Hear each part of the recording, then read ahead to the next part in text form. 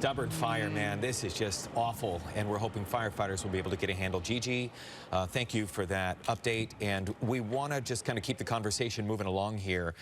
Dr. Marc Kerner joins us right now, ear, nose, throat specialist. Dr. Kerner, air quality is awful, not just for people in this area, Santa Clarita Canyon country, but that the wind has really pushed the smoke. All of parts of the county. What is important for people to know today? Maybe asthmatic, people with breathing, respiratory issues. So, good morning, everyone. First of all, I want to send out my thoughts and prayers to everyone who's threatened with this.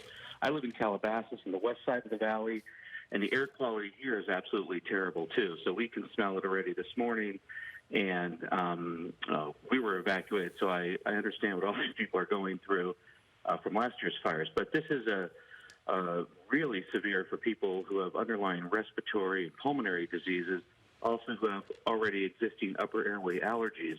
So we encourage everyone to really stay indoors, not go out, not exercise, not exert themselves. And if they can get a particulate mask, and if they have to be outside, to wear a mask. And we're also very favorable in doing like nasal irrigations with saline solutions and salt water to help keep this particulate matter out of your nose and out of your upper airway. So this is going to be actually quite severe for a number of people. Right. Dr. Kerner, Rita Garcia here. I was just reading on a website about what wildfire smoke actually consists of. Small particles, potentially toxic particles, gases, and then water vapor, obviously from the drops and from the firefighters' hoses that we've been watching all morning.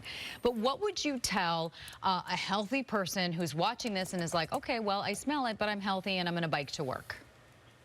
Well, again, I mean, same kind of things. You still wouldn't want to be out exercising in this air. You want to try to limit the amount of exposure you do have, because, like you said, it's not only those small particulate matter, but it's also the chemicals too. Some of that firefighting chemicals, those can be potentially toxic, as they're aerosolized too.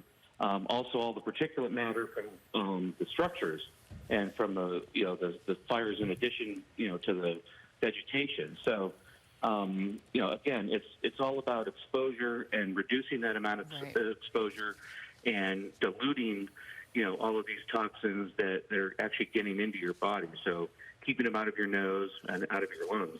Dr. Kerner, you talked about how you live in Calabasas. My family were about just down the road from you in Westlake Village.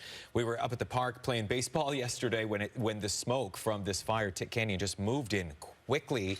Shout out, even at Costco, I mean, the greeters were wearing masks. They were wearing those particulate masks that you were talking about. Could you talk about how the smoke, even when it seems clear outside, it really can just linger and affect eyes and nose? I mean, I've been coughing this morning too. Right, absolutely. So everybody will be affected at some level.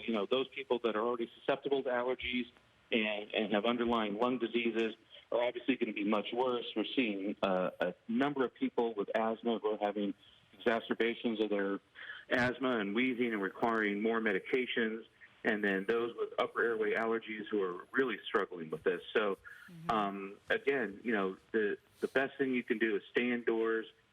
Run the air conditioning if you have a relatively closed circuit.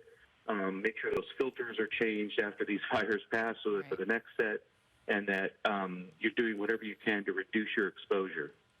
Dr. Kerner, one last question for you. Once you've identified that maybe you're affected by the poor air quality, what's the type of treatment? Do you need to go to the hospital? Do you need to call the doctor? Is there anything you can take over the counter? Sure. Again, the best thing that we recommend is things that'll help clean out your filter system. So saltwater irrigation, for your nose, at least it helps, clean that particulate matter and dilute that out of your nose. And those that have underlying lung problems, make sure that they have their medications, they have their inhalers. And, I would say don't go to the emergency room unless you absolutely have to. Try to start with your primary doctor. And if you're really not doing that well, obviously then go to the emergency room, but they're going to be just completely, overcrowded now and slammed with people from this.